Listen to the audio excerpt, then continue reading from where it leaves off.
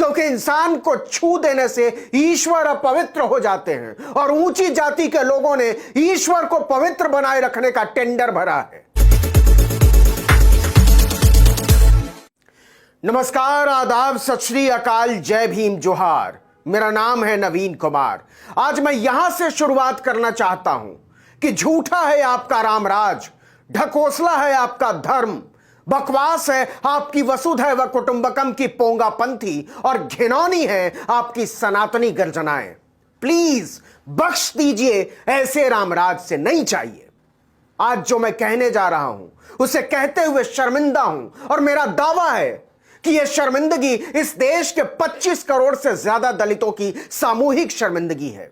मैं यह साफ कर देना चाहता हूं कि आगे जो मैं कहने वाला हूं उसे सुनने के बाद आपके सौंदर्य बोध, आपके शक्ति बोध, आपके आध्यात्मिक बोध को सदमा लग सकता है। हालांकि मेरा ऐसा कोई इरादा नहीं है, तब भी आपसे अनुरोध है कि अगर आप झूठ और फरेब को सुनने और सामना करने की हिम्मत नहीं रखते तो यहां से आगे मत सुनिए, कुछ और देख लीजिए। हंसने, गाने, चुटकुले, मजाक के वीडियो लगा लीजिए। अब यहां से आगे जो हमें सुन रहे हैं, मैं उनसे मुखातिब हूं कि नहीं चाहिए ऐसा रामराज। और ऐसा मैं क्यों कह रहा हूं, इसकी वजह है, इसे सुनते हुए भूल जाइए तारीख, भूल जाइए नाम, भूल जाइए जगह और भूल जाइए मानस की चौपाइयां और आंख बंद करके सोचिए कि यह कहानी आपके पड़ोस में नहीं घट रही, कि मेरे पड़ोस में नहीं घट रही, कि हम दोनों से दूर सुदूर किसी गांव में नहीं घट रही।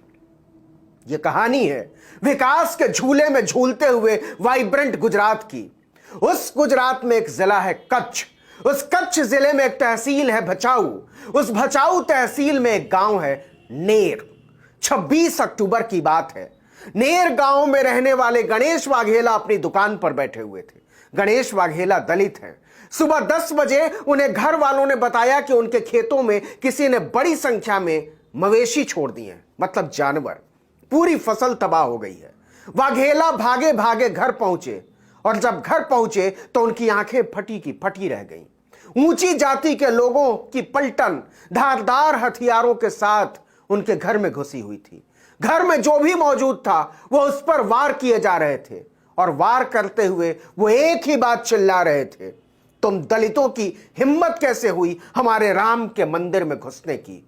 तुमने हमारे राम को अपवित्र कर दिया है, हम तुम्हें मार डालेंगे, कहीं का नहीं छोड़ेंगे। तुम दलितों ने हमारे राम को अपवित्र कर दिया है। देखते ही देखते पूरे घर में खून ही खून फैला हुआ था। जो भी बचाने आया उसी को लथपथ कर दिया। 6 लोग जमीन पर पड़े हुए थे, किसी के सिर फटे हुए, किसी का हाथ कटा हुआ, किसी की पीठ को उधेड़ डाला गया था।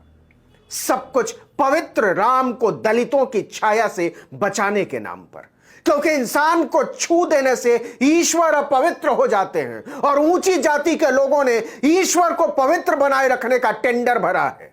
और यह टेंडर वही भर सकते हैं। जन्म जन्मांतर से यह उन्हीं का अधिकार है। उन्होंने सदियों से अपने ईश्वर को जनेऊ में लपेट कर रखा है और ईश्वर इसके लिए उनके ऋणी हैं। यह ऋण वो युगों युगों से उतार नहीं पा रहे। द्वापर से सतयुग, सतयुग से त्रेता, त्रेता से कलयुग, यह परंपरा वैसे ही चली आ रही है। हुआ यूं था कि भचाऊ के नेर गांव में एक मंदिर बना था। उस मंदिर में ईश्वर की प्राण प्रतिष्ठा का कार्यक्रम चल रहा था। यह भी अपने आप में चमत्कारिक है कि ईश्वर में प्राण प्रतिष्ठा नश्वर इंसान करता है। तर माल खा खाकर अघाए हुए कुछ तुंदिया लोग जो चलते हुए अपने आप तक को नहीं संभाल सकते, वो दावा करते हैं ईश्वर को संभालने का, उसमें जान फूंकने का, उसके नाम पर टेंडर उठाते हैं धर्म के कारोबार का, जन्म से मृत्यु तक, जिसके लिए कोई योग्यता नहीं चाहिए सिवाय इसके कि आपने कुछ खास जातियों में जन्म लिया हो।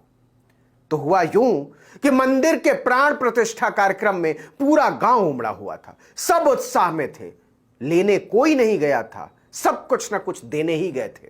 और ईश्वर पर चढ़ावे को उड़ाता कौन है यह न बताने की जरूरत है न समझने की। नेर गांव के मंदिर में भी यही हो रहा था। आध्यात्मिक उत्साह के इस मौके पर कुछ दलितों के परिवार भी पहुंचे हुए थे।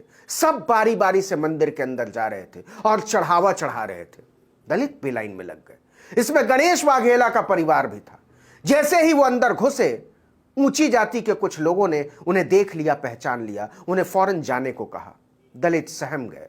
अपमान का घूंट पीकर वो अपने घर पहुंचे। उन्हें लगा कि बात आई गई हो गई, लेकिन बात खत्म नहीं हुई थी साहब। ऊंची जाति के लोगों का खून खौल रहा था कि दलितों की इतनी हिम्मत कि वो मंदिर में घुसे, हमारे राम जी को छुए, उन्हें अपवित्र करें। हम इसकी सजा देंगे।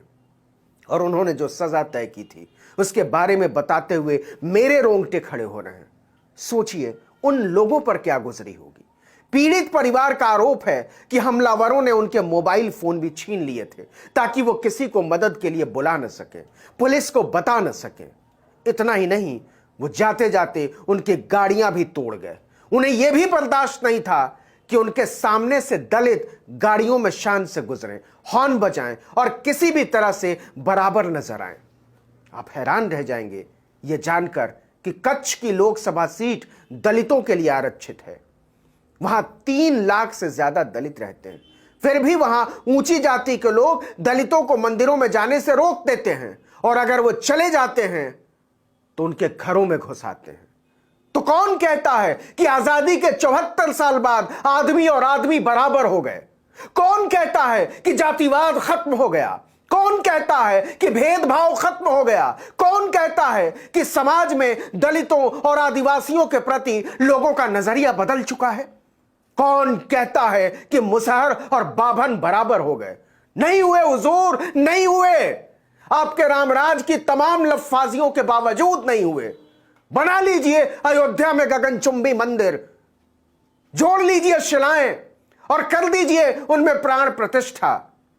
अगर आपके राम जी की प्राण प्रतिष्ठा के लिए आदमी के प्राण लेने पड़े तो माफ कीजिए माई बाप, माफ करना हिंदू धर्म के विधाताओं, माफ करना पंडो पुजारियों, माफ करना। नहीं चाहिए ऐसा रामराज, नहीं चाहिए ऐसा रामराज जो दलितों के छू भर लेने से अपवित्र हो जाता है। नहीं चाहिए ऐसा कोई भी राज जो बाबा साहब के दिए हुए बराबरी के धर्म के ऊपर दलितों, आदिवासियों, मुसलमानों की छाती में त्रिशूल घोंपकर किसी और धर्म का झंडा लहराना चाहता है। बख्श दीजिए इस देश को ऐसे किसी भी रामराज से। फाड़ कर फेंक दीजिए वो किताबें जिसने करोड़ों लोगों को अपनी ही तरह के आदमी के सामने कमतरी के एहसास से भर दिया है। अगर आपने इससे इनकार किया तो याद रखिए, जाति और रंग के आधार पर उठी हुई सिस्कियां एक दिन सुराख कर देंगी आपके धर्म के आसमान में, फाड़ कर फेंक देंगी आपकी ध्वजाएं और छाप देंगी आपके नौलखे भवनों पर संविधान की आयतें कि यहां सिर्फ इंसान आ सकते हैं, अधिकारों और अवसरों में बराबरी के इंसान।